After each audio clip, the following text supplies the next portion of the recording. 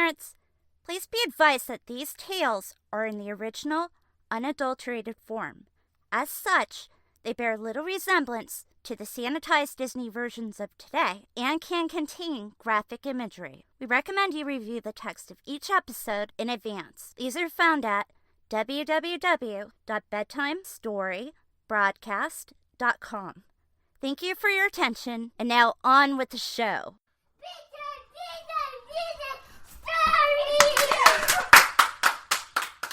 Welcome to Bedtime Story Broadcast. My name is Crystal Genduso, and I am your host this evening.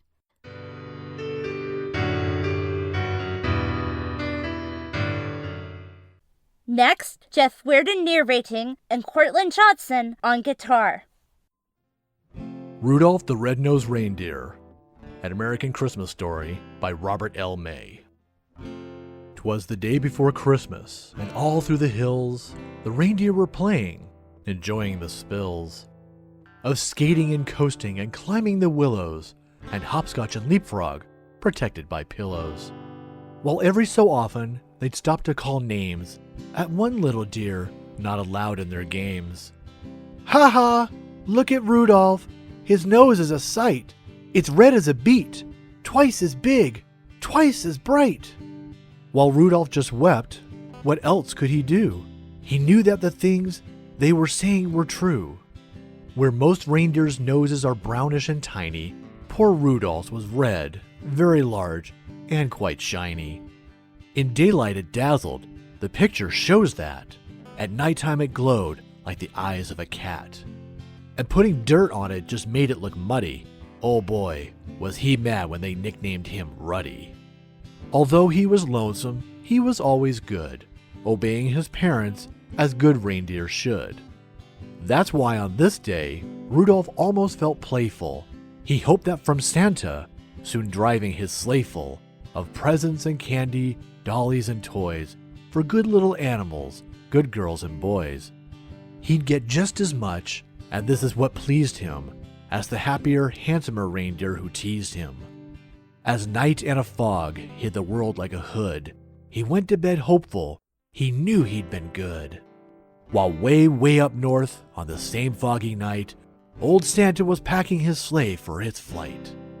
"This fog," he complained, "will be hard to get through." He shook his head, and his tummy shook too. "Without any stars or a moon as a compass, this extra dark night is quite likely to swamp us. To keep from collisions, we'll have to fly slow.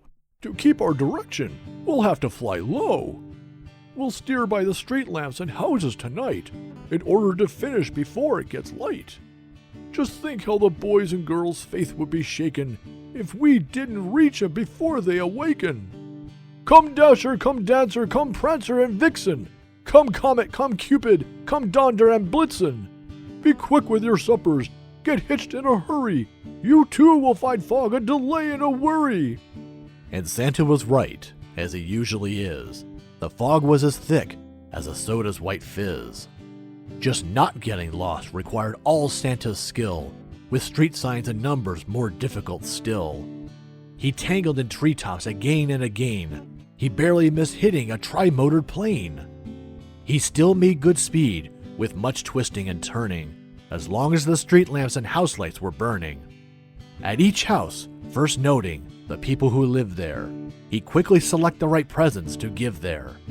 By midnight, however, the last light had fled, for even big people have then gone to bed. Because it might wake them, a match was denied him. Oh my, how he wished for just one star to guide him. Through dark streets and houses, old Santa fared poorly. He now picked the presents more slowly, less surely. He really was worried, for what would he do if folks started waking before he was through? The air was still foggy, the night dark and drear, when Santa arrived at the home of the deer. A ledge that he tripped on while seeking the chimney gave Santa a spill and painfully a skinned knee. The room he came down in was blacker than ink. He went for a chair and then found it a sink.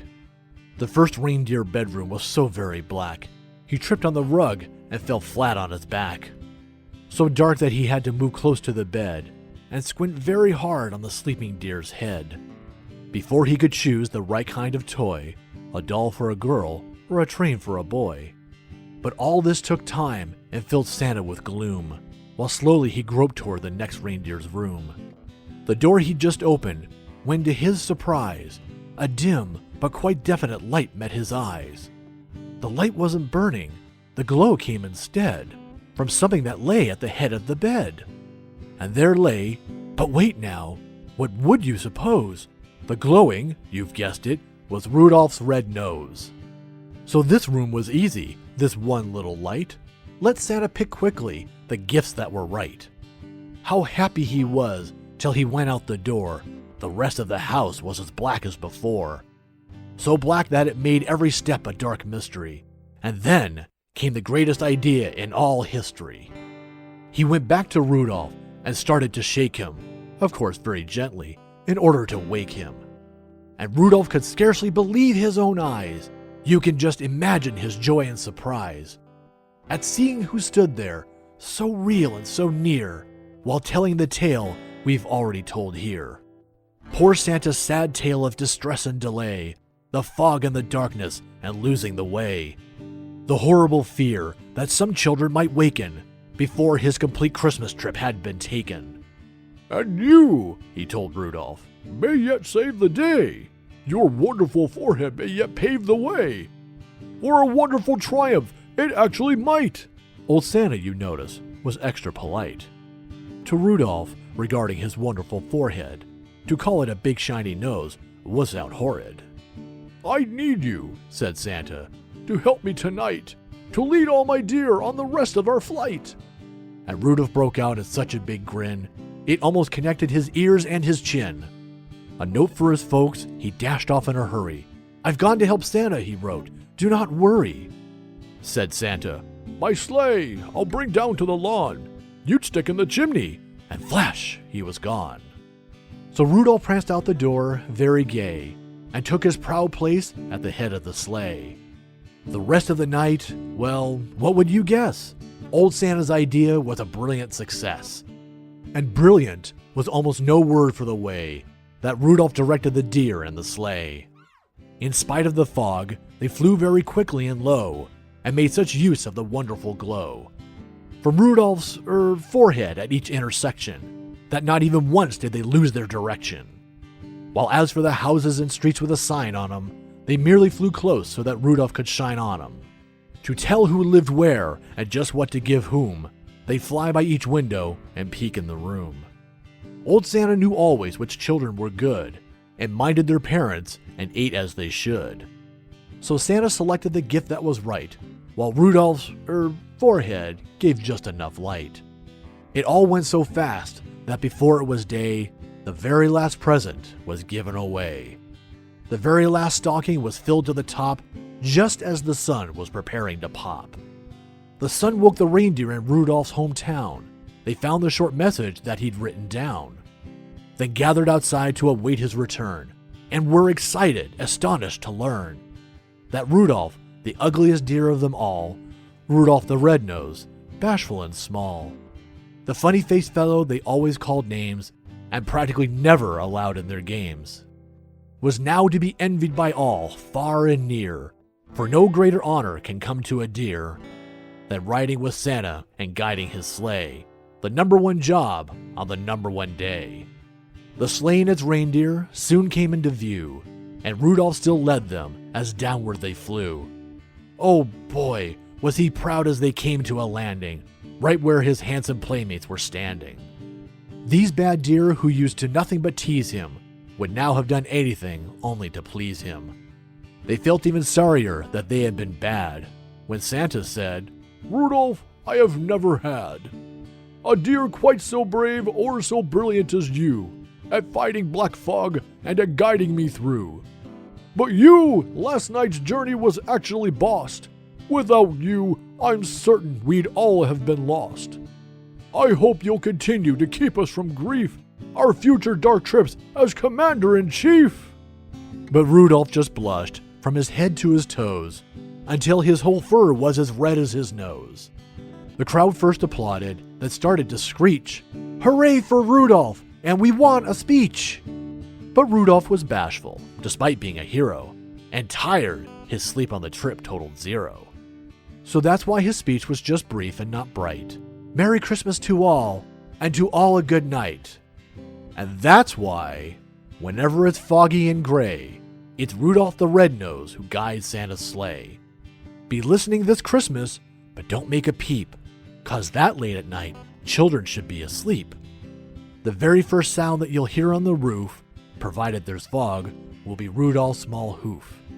And soon after that, if you're as still as a mouse, you may hear a swish as he flies round the house and gives enough light to give Santa a view in your room.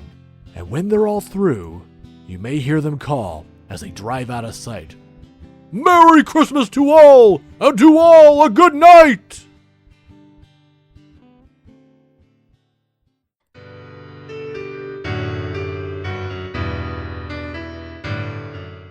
Mother Frost, a German fairy tale by the Brothers Grimm. At the edge of a wood, there was a great, clear, bubbling spring of cold water. Near this spring lived a widow and her 2 daughters. One of them was very beautiful and a great help about the house, while the other was ugly and idle. The mother loved only the ugly one, for she was her own child. She cared so little for the other daughter that she made her do all the hard work. Every day, the poor girl would sit beside the spring and spin until her fingers bled. One day, while she was washing the blood from her hands, the spindle fell into the spring and sank to the bottom. With tears in her eyes, she ran and told her stepmother what she had done. The stepmother was angry and said, "You let the spindle fall into the spring. Now you must go and get it out." The maiden went back to the spring to look for the spindle.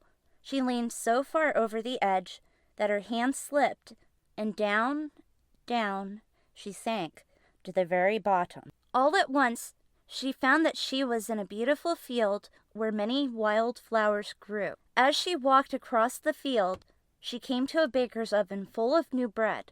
The loaves cried to her, "Oh, pull us out, or we shall burn." "Indeed I will," cried the maiden. Stepping up, she pulled all the sweet brown loaves out of the oven. As she walked along, she came to a tree full of apples.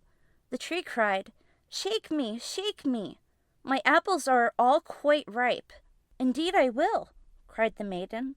So she shook the tree again and again until there was not an apple left on its branches. Then she picked up the apples one by one and piled them in a great heap. When she had picked up all the apples, she walked on.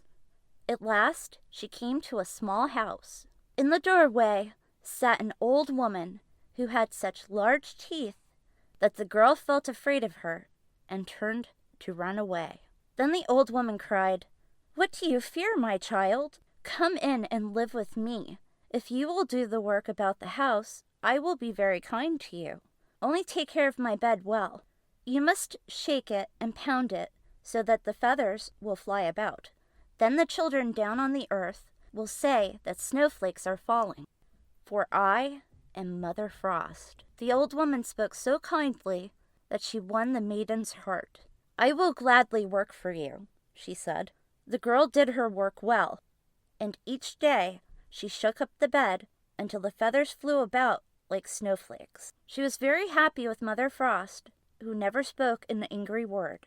After the girl had stayed a long time with the kind old woman, she began to feel homesick. She could not help it, though her life with Mother Frost had been so happy. At length, she said, "Dear Mother Frost, you have been very kind to me, but I should like to go home to my friends." "I am pleased to hear you say that you wish to go home," said Mother Frost. "You have worked for me so well that I will show you the way myself." She took the maiden by the hand and led her to a broad gateway. The gate was open, and as she went through, a shower of gold fell over the maiden. It clung to her clothes so that she was dressed in gold from her head to her feet. "That is your pay for having worked so hard," said the old woman, "and here's your spindle that fell into the spring." Then the gate was closed, and the maiden found herself once more in the world. She was not far from her own home, and as she came into the farmyard, a cock on the roof cried loudly, "Cock-a-doodle-doo, our golden lady has come home too." When the stepmother saw the girl with her golden dress, she was kind to her. Then the maiden told how the gold had fallen upon her. The mother could hardly wait to have her own child try her luck in the same way. This time, she made the idle daughter go to the spring and spin. The lazy girl did not spin fast enough to make her fingers bleed, so she pricked her finger with a thorn until a few drops of blood stained the spindle. At once, she let it drop into the water and sprang in after it herself. The ugly girl found herself in a beautiful field, just as her sister had. She walked along the same path until she came to the baker's oven. She heard the loaves cry, pull us out, or we shall burn." But the lazy girl said to the brown loaves, "I will not. I do not want to soil my hands in your dirty oven." Then she walked on until she came to the apple tree. Shake me, it cried, "for my apples are quite ripe." "I will not," said the girl, "for some of your apples might fall on my head." As she spoke, she walked lazily on. At last, the girl stood before the door of Mother Frost's house. She had no fear of Mother Frost's great teeth, but walked right up to the old woman and offered to be her servant. For a whole day the girl was very busy, and did everything she was told to do. On the second day, she began to be lazy, and on the third day, she was still worse. She would not get up in the morning. The bed was never made or shaken, so the feathers could fly about. At last, Mother Frost grew tired of her and told her that she must go away. This was what the lazy girl wanted, for she felt sure that now she would have the golden shower.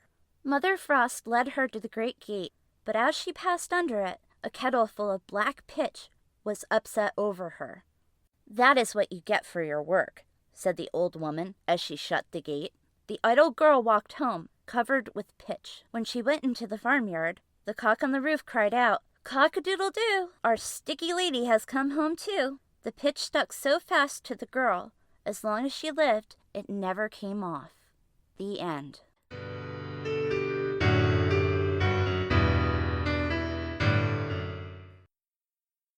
The Little MatchGirl, a Danish children's story by Hans Christian Andersen. Most terribly cold it was. It snowed and was nearly quite dark into evening, the last evening of the year. In this cold and darkness, there went along the street a poor little girl, bareheaded and with naked feet. When she left home, she had slippers on, it is true, but what was the good of that? They were very large slippers, which her mother had hitherto worn. So large were they, and the poor little thing lost them as she scuffled away across the street because of two carriages that rolled by dreadfully fast. One slipper was nowhere to be found. The other had been laid hold of by an urchin, and off he ran with it. He thought it would do capitally for a cradle when he some day or other should have children himself. So the little maiden walked on with her tiny naked feet that were quite red and blue from the cold. She carried a quantity of matches in an old apron, as she held a bundle of them in her hand. Nobody had bought anything of her the whole livelong day. No one had given her a single farthing. She crept along trembling with cold and hunger, a very picture of sorrow, the poor little thing. The flakes of snow covered her long fair hair, which fell in beautiful curls around her neck, but of that, of course, she never once now thought. From all the windows, the candles were gleaming, and it smelt so deliciously of roast goose, for you know, it was New Year's Eve. Yes, of that she thought. In a corner formed by two houses, one of which advanced more than the other, she seated herself down and cowered together. Her little feet she had drawn up close to her, but she grew colder and colder, and to go home she did not venture, for she had not sold any matches, and could not bring a farthing of money. From her father she would certainly get blows, and at home it was cold too, for above her she had only the roof through which the wind whistled, even though the largest cracks were stopped up with straw and rags. Her little hands were almost numbed with cold. Oh, a match might afford her a world of comfort if she only dared to take a single one out of the bundle, draw it against the wall, and warm her fingers by it. She drew one out. How it blazed, how it burnt. It was a warm, bright flame like a candle as she held her hands over it. It was a wonderful light. It seemed really to the little maiden as though she were sitting before a large iron stove with burnished brass feet and a brass ornament on top. The fire burned with such blessed influence. It warmed so delightfully. The little girl had already stretched out her feet to warm them too. But the small flame went out. The stove vanished. She had only the remains of the burnt-out match in her hand. She rubbed another one against the wall. It burned brightly, and where the light fell on the wall, there the wall became transparent like a veil, so that she could see into the room. On the table was spread a snow-white tablecloth. Upon it was a splendid porcelain service, and the roast goose was steaming famously with a stuffing of apple and dried plums. And what was still more capital to behold was the goose hopped down from the dish, reeled about on the floor with knife and fork in its breast, till it came up to the poor little girl, when the match went out, and nothing but the thick, cold, damp wall was left behind. She lighted another match. Now there she was sitting under the most magnificent Christmas tree. It was still larger and more decorated than the one she had seen through the glass door in the rich merchant's house. Thousands of lights were burning on the green branches, and gaily colored pictures, such as she had seen in the shop windows, looked down upon her. The little maiden stretched out her hands towards them when the match went out. The lights of the Christmas tree rose higher and higher. She saw them now as stars in heaven. One fell down and formed a long trail of fire. "Someone is just dead," said the little girl, for her old grandmother, the only person who had loved her, and who was now no more, had told her that when a star falls, a soul ascends to God. She drew another match against the wall. It was light again, and in the luster there stood the old grandmother, so bright and radiant, so mild and with such an expression of love. "Grandmother!" cried the little one. "Oh, take me with you! You go away when the match burns out. You vanish like the warm stove, like the delicious roast goose, and like the magnificent Christmas tree." And she rubbed the whole bundle of matches quickly against the wall, for she wanted to be quite sure of keeping her grandmother near her. And the matches gave such a brilliant light that it was brighter than at noonday. Never formerly had the grandmother been so beautiful and so tall. She took the little maiden on her arm, and both flew in brightness and in joy so high, so very high, and that above was neither cold nor hunger nor anxiety. They were with God. But in the corner, at the cold hour of dawn, sat the poor girl, with rosy cheeks and a smiling mouth, leaning against the wall, frozen to death on the last evening of the old year.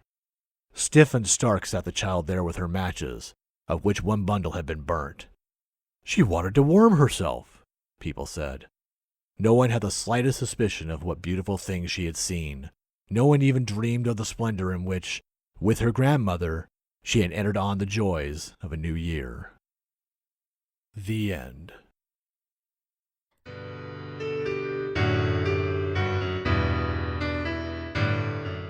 The Nutcracker and the Mouse King, a Prussian novella by E.T.A. Hoffman. Chapter 1, Christmas Eve. On Christmas Eve, the children of Dr. Stahlbaum were not allowed into the family room, let alone the adjoining living room. Evening had come, and Fritz and Marie Stahlbaum sat huddled in a corner. As was usual on Christmas Eve, no one had brought in a light, and so they sat in an eerie darkness. Fritz was whispering to his younger sister, Marie, who had just turned 7, how early that morning he had heard rattlings and poundings from the forbidden chambers, and how he had just seen a small, dark man slipping a large box under his arm across the corridor, and how he knew it was none other than Grandfather Drosselmeyer. Marie's eyes lit up, and she clapped her hands and cried, "Oh, what do you think Godfather Drosselmeyer has made for us?" Judge Drosselmeyer was not the least bit handsome. He was small and thin, with a face full of wrinkles, and where his right eye ought to have been, he wore a black eye patch. He had no hair at all on his head, so he wore a cleverly made white wig of glass threads. In general, Grandfather Drosselmeyer was a clever sort of man who knew a great deal about watches and clocks and even made some himself. When one of the Stahlbaum family clocks was sick and couldn't sing, Godfather Drosselmeyer would come and take off his glass wig and yellow coat and put on a blue apron. He would then stab all sorts of sharp instruments into the clock. Marie felt sympathy pains, but the clocks weren't at all hurt. In fact, the clocks purred and sang as joyfully as ever, which made the whole family happy again. Drosselmeyer always had something in his pockets for the children when he came to visit. Sometimes it was a funny little man who rolled his eyes and bowed. Sometimes it was a small box from which a small bird hopped. And sometimes it was something else. But every Christmas, the judge would go to extra effort to create something spectacular. So spectacular that the children's parents would put it away for safekeeping afterward. "What do you think Godfather Drosselmeyer has made for us?" Marie anxiously asked. Fritz said it probably wouldn't be any different this time. He expected a fortress where soldiers marched and drilled about. Other soldiers would come to overtake it, but brave soldiers inside the fortress would fire booming cannons to keep the intruders away. Marie interrupted. "Godfather Drosselmeyer told me of a beautiful garden with a big lake, with beautiful swans swimming around wearing gold necklaces and singing pretty songs. Then a little girl comes to the lake and calls the swans and feeds them marzipan." "Swans don't eat marzipan," Fritz said scornfully. "And Godfather Drosselmeyer can't make a whole garden. Besides, they always take what he gives us away. I prefer what Papa and Mama give us. We can keep those and do what we want with them." The children continued to guess and wonder. Marie pointed out that her large doll, Madame Trudy, was more awkward than ever these days. She fell on the floor time and time again, which put nasty marks on her face and was getting her dress filthy. She tried scolding her, but to no avail. Also, there had been the way Mama had smiled when she saw how happy Marie was with the little parasol for Gretchen. Fritz pointed out that his father was quite aware that his stables were missing a chestnut horse and that he was short of an entire cavalry. The children were certain their parents had bought them many wonderful presents, and that through the blessings of the Christ child, who looked down upon them with kind, loving eyes, Christmas presents were much better than any other presents. Their older sister Louise added that the Christ child, who brought them gifts through the hands of their loving parents, knew much better what they would like than they. So rather than wishing and hoping, they should remain patient and quiet. This gave Marie pause for thought, but Fritz muttered, "I'd still like a chestnut horse and some hussars." Night had fallen, and Fritz and Marie huddled together in silence. It suddenly seemed there was a rushing of wings and a distant but beautiful music. A bright light touched the wall, and the children knew that the Christ child had flown away on shimmering clouds to other happy children. At that moment, a silvery bell rang, and the doors flew open. Aha! The children froze as they stepped on the threshold, but Papa and Mama led them inside by the hand. "Come in and see what the Christ child has brought you." Chapter 2, The Gifts, narrated by Matthew Chimperley. I ask you, the reader, to remember your most wonderful Christmas. Remember the beautiful, colorful presents and the lavishly decorated Christmas tree. You should be able to imagine how the children felt. With sparkling eyes, the children were completely silenced for a while. Then Marie gave a deep sigh and said, "Oh, how beautiful! Oh, how nice!" Fritz made a few exuberant leaps into the air. They must have been very good that year, because they had never been given so many wonderful and magnificent presents before. The big fir tree in the center of the room was covered in golden apples, silver apples, buds and blossoms. Besides that, there were sugared almonds, colorful candies, and many other delicacies. Each and every branch was adorned, and best of all, hundreds of lights sparkled from within its branches like tiny little stars. Its warm and inviting glow beckoned the children to pluck its fruits. Around the tree were such colorful and lovely gifts to defy description. Marie saw the prettiest dolls and all sorts of neat little items and tools for them. What especially caught her eye was a dress hanging from a rack, so it could be seen from all sides.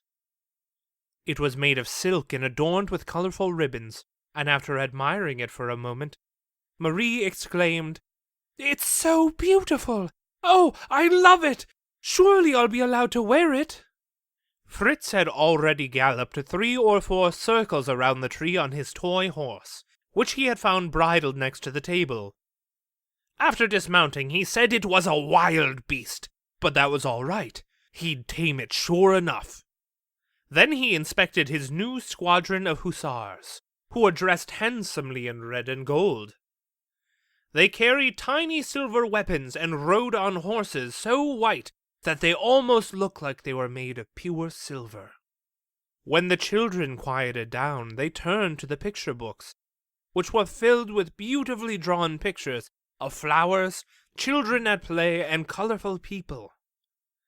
They were so lifelike that one could almost believe they might really move or speak. They had scarcely begun to delve into the books when the silvery bell rang again, and they knew Drosselmeyer's gift was ready. They ran to the table where a silken screen Drosselmeyer had been behind all along was lifted up. Sitting upon the table was a green lawn decorated with flowers, and upon that sat a beautiful miniature palace, with many golden towers, delicate little mirrors, and windows to see the elegant rooms inside. A bell rang, and the palace's doors opened. Inside, ladies with long dresses and gentlemen with plumed hats walked about the halls. There were so many candles burning in the silver chandeliers in the central hall that the whole room seemed to be on fire. A gentleman in an emerald cloak would presently poke out of a window, wave and return into the palace again. Likewise, by the door of the castle, a miniature Drosselmeyer, no bigger than Papa's thumb, came out to wave at the children before returning inside. Fritz had been watching the whole scene with his hands on his hips. Presently he said, "Godfather Drosselmeyer, let me go into the castle." The judge gave him a disparaging look, and for good reason. Fritz was quite foolish to even suggest such a thing, for he was far too big to fit inside the tiny castle. Its golden towers weren't even as tall as he was. After watching the lords, ladies, children, the emerald-cloaked man, and the miniature Drosselmeyer moving through their routines for a while, Fritz said impatiently, "Godfather Drosselmeyer, come out of the other door." "That cannot be done, Fritzkin." "Then let the man in green come out and walk with the others." "That cannot be done either." "Let the children come down. I want to see them up close." "It cannot be done," the judge said flatly. "Once it has been put together, it cannot be changed." "So," Fritz said dramatically, "then nothing can be changed? If that's how it is, then all your pretty little people don't mean much to me.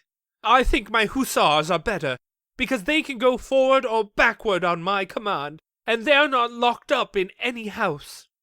And so Fritz sprang to the Christmas table, where he let out his squadrons mounted on silvery horses, to trot, turn, charge, and fire to his heart's content. Marie had also quietly slipped away, because she too had begun to find the walking and dancing dolls dull. But unlike Fritz, she was too polite to show it. "A machine like this isn't meant for simple children," the judge said angrily to their parents. "I'm going to pack it up." But their mother came over and asked to see the inside of the castle and the intricate clockwork that made the dolls move. So the judge took everything apart and put it back together again, which cheered him right up. He gave the children some beautiful brown men and women with gold faces. They smelled as sweet and pleasant as gingerbread, and both Fritz and Marie enjoyed them very much. At their mother's request, their sister Louise had put on the new dress she had received, and she looked very beautiful in it. But when Marie was asked to wear hers as well, she said she'd simply rather look at it, which she was gladly permitted to do. Chapter 3, The Favorite, narrated by Jeff Worden. Marie had lingered near the Christmas tree when the others had left because she had seen something nobody else seemed to have noticed. After Fritz had disengaged his hussars from parading about the tree, a splendid little man became visible. He stood there quietly and modestly, as if waiting his turn. His build left much to be desired. Aside from the fact that his stocky and somewhat long upper body didn't quite fit his small and spindly legs, his head was much too large. However, his fine clothing suggested that he was a man of taste and education. He wore a beautiful hussar's jacket of vivid violet, with lots of white trimming and buttons with matching trousers. He wore the most beautiful pair of boots that a student, or even an officer, had ever worn. They were so tight on his legs that they seemed to be painted on. Somewhat amusingly, a narrow and clumsy cloak was attached to his back that seemed to be made of wood. He also wore what looked like a miner's hat on his head. However, Marie remembered that Drosselmeyer wore an awful morning coat and an equally dreadful hat, but nevertheless was a kind and loving godfather. It also occurred to Marie that if Drosselmeyer were to dress as elegantly as the tiny man, he would not look nearly as handsome. She had quite fallen in love with the tiny man at first sight, and the more she looked at him, the more she could appreciate his good-natured face. His light green eyes, though protruding, were kind and friendly. The craftsman who had given him his combed white beard had done a fine job, for it made his sweet red smile stand out even more. "Oh!" Marie exclaimed at last. "Papa, who does that charming little man of the tree belong to?" "That," her father said, "that, dear, will work hard for all of you to crack many a tough nut, and he belongs as much to Louise as to you and Fritz." He gently removed the little man from the table and lifted up his wooden cloak. His mouth opened wide and wider, revealing 2 rows of sharp white teeth. At her father's behest, Marie put a nut into the little man's mouth and, crack! The nut's shells fell away, and the sweet meat inside fell into her hand. Her father then explained that the Nutcracker, for that is what the tiny man was, had descended from a long line of nutcrackers. The children shouted with joy, and Dr. Stahlbaum said, "Marie, since you are so fond of the Nutcracker, you can look after him. But remember, Louise and Fritz have just as much right to use him as you." Marie immediately took the Nutcracker into her arms and gave him nuts to crack, though she always chose the smallest so he wouldn't have to open his mouth very wide, as she felt it wasn't very attractive. Louise came over to use the Nutcracker, and their new friend cracked nuts for her too. His friendly smile made it seem that he was happy to serve them. Fritz presently grew tired from his drilling and writing, and when he heard his sisters cracking nuts, he went over to investigate. He laughed heartily at the funny-looking little man. Now Fritz wanted to eat nuts, and the Nutcracker was passed from hand to hand between the 3 of them. Fritz shoved the biggest and toughest nuts into his mouth. Suddenly, there was a dreadful cracking sound that wasn't from the shell of a nut, and 3 teeth fell out of the Nutcracker's mouth, and his jaw hung loose and wobbly. "Oh, my poor dear Nutcracker," Marie wailed, and took him from Fritz's hands. "He's a naive, stupid amateur," Fritz declared. "He probably doesn't even understand his own craft. Just give him to me, Marie, and he'll crack nuts for me, even if he loses the rest of his teeth, or even his good-for-nothing jaw." "No, no!" Marie had begun to cry. "You can't have my dear Nutcracker. Look at how sadly he looks at me and shows me his wounded mouth. You're a cold-hearted person. You've beaten your horses, and you even had a soldier shot." "It had to be done. You don't understand these things," Fritz said. "The Nutcracker is mine too, so give him to me." Marie began to cry harder and wrapped the injured Nutcracker in her little handkerchief. Then their parents came in with Godfather Drosselmeyer, who to Marie's dismay took Fritz's side. However, her father said, "I have specifically placed the Nutcracker in Marie's care, which I can see he clearly needs right now, so no one may take him away from her. Also, I'm very surprised at Fritz. As a good soldier, he should know that an injured man is never sent out to fight." Fritz looked very ashamed of himself, and without another word concerning nuts and Nutcrackers, crept off to the other side of the table, where he posted some of his hussars as lookouts and sent the rest to bed for the night. Marie found Nutcracker's lost teeth and tied a pretty white ribbon from her dress around his injured jaw as a bandage. The poor fellow looked pale and frightened, so she held him more carefully than before, as if he were a small child, and looked at the beautiful pictures in the new picture books, which were now among the other presents.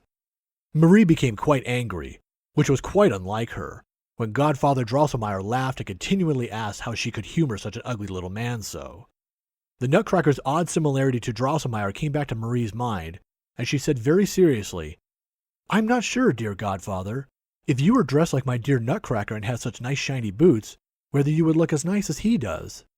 Marie had no idea why her parents suddenly laughed so loud, or why Drosselmeyer's nose turned so red, or why his laugh seemed so weak. There was probably some reason for it.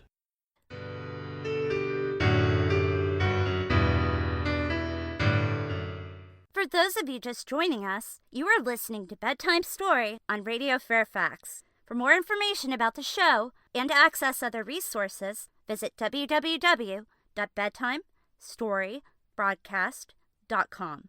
Find us on Facebook at www.facebook.com/bedtimestorybroadcast.com. Special thanks to Jacob Daniels for his assistance with editing this episode. Chapter 4, Wonders, narrated by Jeff Worden. As you enter the Stahlbaum family living room from the front door, to your left is a beautiful glass-fronted cabinet in which the children keep all the wonderful things they receive every year. Louise was still very small when their father hired a skilled carpenter to build the cabinet, and he used such brilliant panes of glass and set them so skillfully that anything you put inside looked brighter and prettier than when you held it in your hands. In the highest shelf, too high for Fritz and Marie to reach, were Godfather Drosselmeyer's works of art. On the shelf below were the picture books, and on the two shelves below that, Fritz and Marie could put whatever they wanted, though it always happened that Marie put her dolls on the bottom shelf and Fritz quartered his soldiers on the shelf above it. And so tonight, Fritz put his hussars on the second shelf, and Marie moved Madame Trudy out of the way to make room for her new doll in the beautifully furnished room and invited herself in for sweets. As I've said, the room was very beautifully furnished, and that's the truth. I don't know whether you, my attentive reader, have such a nice miniature flower print sofa, charming little chairs, an adorable tea table, and best of all, a bed with a bright and shiny frame for your most beautiful dolls to rest on. Everything stood in the cabinet's corner, where the walls were prepared with colorful little pictures, and you could well imagine that the new doll Marie had received, whose name was Madame Clairette, as Marie had learned that evening, was quite content with her quarters. It was now very late, almost midnight, and Godfather Drosselmeyer had long since gone home. But the children did not want to leave the cabinet, so their mother had to remind them that it was time for bed. "You're right," Fritz said finally. "The poor fellows," referring to his hussars, "want a little peace and quiet, and they don't dare nod off while I'm still around." And so Fritz scampered off. But Marie said, "Just a little while longer, just a minute. Leave me here, Mama. I have some things to take care of, and once I finish, I'll go straight to bed." Marie was a trustworthy child, so her mother knew she could leave her alone with the toys without worry. Still, she was concerned that Marie might be so distracted by her new doll and the other new toys that she might forget to put out the lights before leaving, so Mrs. Stahlbaum extinguished all the lights except for the one that hung in the middle of the ceiling, which cast a gentle, graceful light into the room. "Come to bed soon, dear, or you won't be able to get up on time," she called as she left for her bedroom. Once Marie was alone, she hurried to do what had been on her mind, something that she wasn't sure why she hadn't been able to mention to her mother earlier. She carried the injured Nutcracker to the table and gently set him there, where she unwrapped her makeshift bandages to see the wound. The Nutcracker was very pale, but he smiled a kind, sad smile that wrenched her heart. "Oh, Nutcracker," she said softly, "I know Fritz hurt you badly, but he didn't mean any harm. It's just that his wild soldier's life has made him a little hard-hearted, but otherwise he's a very good boy. I promise I'll take very good care of you until you're healthy and happy and can use your teeth and stand with your shoulders straight. Godfather Drosselmeyer will fix you up. He knows all about—" Marie could not finish what she had started saying, because when she had said the name Drosselmeyer, Nutcracker's face had turned up in disgust, and his eyes shot green sparks. But just as she became frightened, Nutcracker looked at her with his kind, sad smile again. Marie realized that the awful face that she had seen was only a trick of the light caused by the flickering lamp above. "I'm not a silly girl who gets scared so easily, who thinks that a wooden doll can make faces," Marie told herself. "But I love Nutcracker because he's so funny and kind, which is why he must be looked after, which is proper. So Marie took her friend the Nutcracker into her arms and took him to the glass-fronted cabinet, where she knelt down in front of it. I request, Miss Claret, that you give up your bed to the injured Nutcracker and manage with the sofa as well as you can. Remember, you're quite healthy and full of energy, because otherwise you wouldn't have such round red cheeks. And anyway, very few dolls, even the most beautiful, have such a comfortable sofa. Madame Claret looked very grand and morose in her Christmas finery, but she didn't make a peep. What else can I do? Marie wondered. She took the bed out of the cabinet and gently laid Nutcracker upon it, still wrapped in a beautiful waist sash from his sore shoulders to above his nose. He can't stay with naughty Claret, she said, and lifted the bed along with the Nutcracker up to the second shelf, where she placed it next to the picturesque village where Fritz had stationed his hussars. She locked the cabinet and was making her way to her bedroom when, pay attention now, a quiet whispering and rustling sound came from behind the stove, the chairs, and the walls. The clock whirred over them, but it didn't strike. Marie looked up at the clock, and the large gold-painted owl that sat on the top had lowered its wings so that the whole clock was covered, and its ugly cat-like head and beak jutted forward. What's more, the owl seemed to be speaking with audible words. Tick-tock, Stahlbaum clocks, only whir and purr. Mouse King is so sharp of ear, whir whir, purr purr. Only sing the old song, whir whir, purr purr.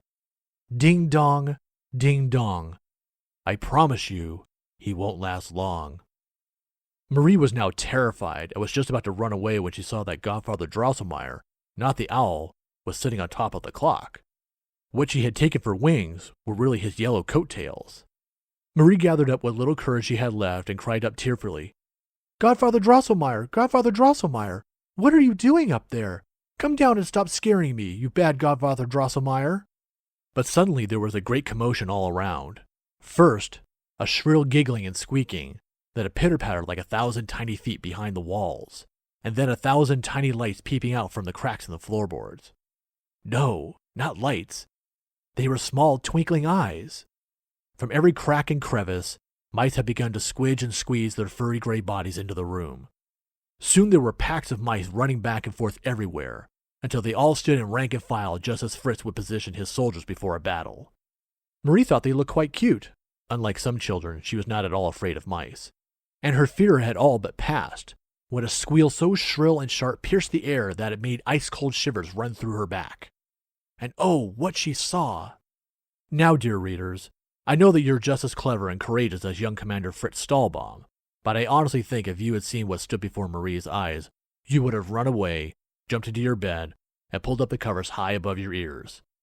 But poor Marie couldn't run to the safety of her bedroom, because, listen, just in front of her feet, a plume of sand, lime, and brick shards spouted into the air as if by some underground force, and 7 mouse heads with 7 shiny crowns rose hissing and squeaking from the ground.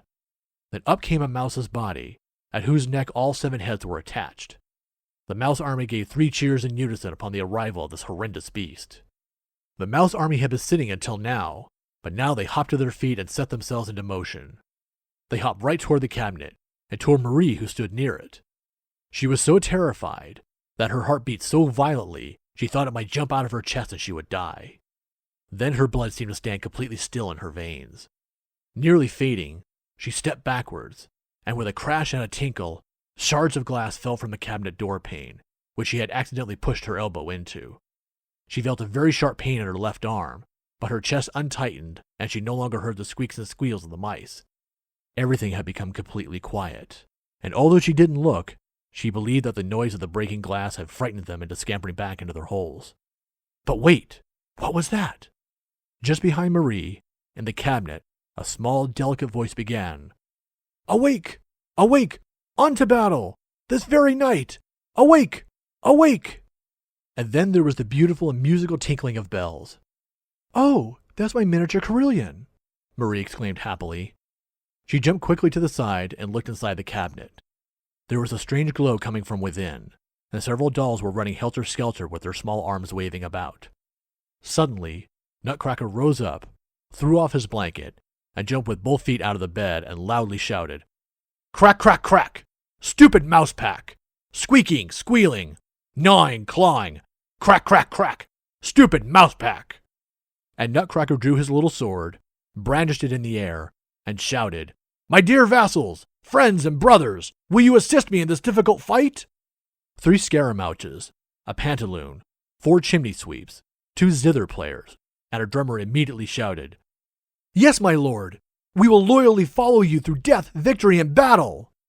Inspired by the Nutcracker's speech, they made the Dangers leap down from the second shelf to the floor.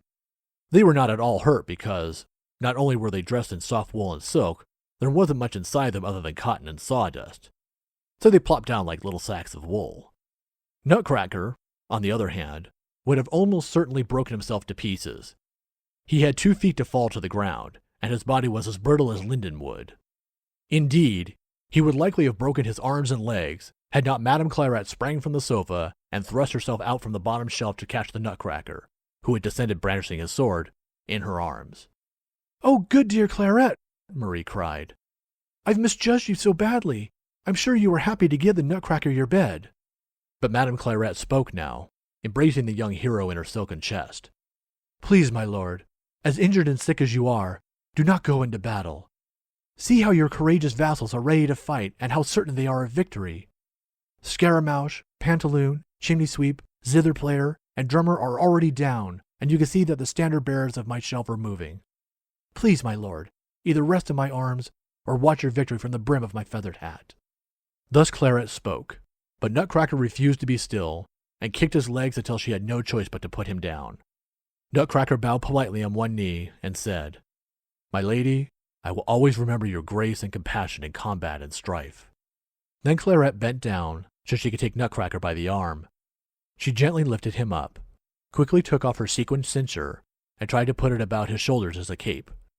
But he took 2 steps back, put his hand on his breast, and said solemnly, "Please do not waste your favors on me, my lady, because—" He paused, then tore off the ribbon that Marie had put about his shoulders and pressed it to his lips. He let it fall, and it hung from him like a field bandage. Brandishing his sword, he jumped as nimbly as a bird over the ledge of the bottom shelf and down to the floor. You have probably noticed, observant reader, that the Nutcracker had felt Marie's love and kindness before he was properly alive, which is why he preferred Marie's simple white ribbon over Clairette's, even though it was quite shiny and looked very pretty. And what now? As Nutcracker jumped down, the squeaks and squeals began again. What a noise! Under the big Christmas table, the deadly hordes of mice waited, and over all of them the monstrous mouse with 7 heads loomed. Chapter 5, The Battle. Narrated by Crystal Genduso. "Strike the battle march, loyal vassal drummer," Nutcracker shouted. The drummer beat his drum so furiously that the glass in the cabinet shook and reverberated the sound. A rattle and a clatter came from within the cabinet, and Marie saw that the lids of the boxes, where Fritz's army was quartered, had popped open. The soldiers were jumping out of their boxes and forming regiments on the bottom shelf.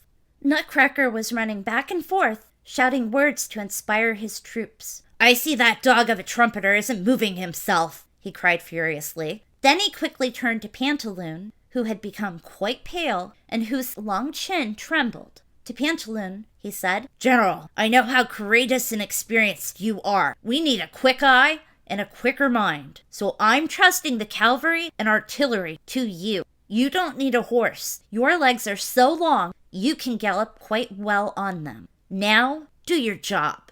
Pantaloon immediately put his long, spindly fingers into his mouth and trumpeted so loud that it may as well have been 100 trumpets. From within the cabinet there came a nickering and stamping. Marie looked inside and saw Fritz's dragoons and cuirassiers, and especially his new hussars, dropping down to the floor. With flags flying and music playing, regiment after regiment marched and marched across the floor and lined themselves up into neat, wide rows. With clinks and clinks, Fritz's cannons were brought to the front. Boom, boom, boom, they went. They fired tiny balls of sugar, no bigger than peas, that exploded and covered the mice in powdered sugar upon impact. Although it didn't really hurt, it was very demoralizing. Meanwhile, an artillery battery up on Mama's footstool was doing a considerable amount of damage. They were firing volleys of peppermints, which took down many of the mice. Yet the mice continued to advance, even overtaking some of the cannons. And there was now so much noise, smoke, and dust that Marie could hardly make out what was going on. But one thing she could tell for sure was that both sides were fighting as hard as they could. Sometimes it seemed that the toys would win, and other times it looked like the mice would take the victory. Yet, the number of mice were increasing rather than decreasing, and the small silver pills they shot with great skill had already begun to strike the glass-fronted cabinet. Madame Clairette and Madame Trudy anxiously paced inside and wrung their hands. "Am I to die in the flower of my youth? I, the most beautiful of dolls?" Clairette asked. "Was I so well preserved just to die here in my own home?" Trudy asked. Then they fell into each other's arms and cried so loudly that they could be heard above the commotion outside. And what a commotion it was! You can hardly begin to imagine the noise. Cannons boomed and clanked, tiny muskets fired, and the Mouse King and his mice squeaked, and the Nutcracker shouted orders from amidst the cannons. Pantaloon, to his credit, had led some brilliant cavalry charges, but the mouse artillery had pelted Fritz's hussars with foul-smelling balls that left stains on their red jackets. Because of this, they lost the will to advance. Pantaloon ordered them to turn left. Caught up in the excitement of giving orders, he himself also turned left, and so did his cuirassiers and dragoons, and so they all marched left and went home. This left the battery on the footstool unprotected. To be continued. Wishing you sweet dreams. This is Crystal, and now the talented singer-songwriter, Sarah Kowalski, will be sending you off to sleep with a song.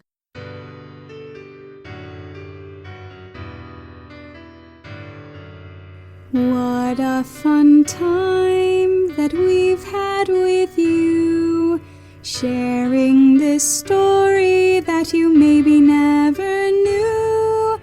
Now it's that time for you to rest your eyes and take your own adventure of fun and surprise. Who knows what exciting stories of your own await you in dreamland, a place you call home.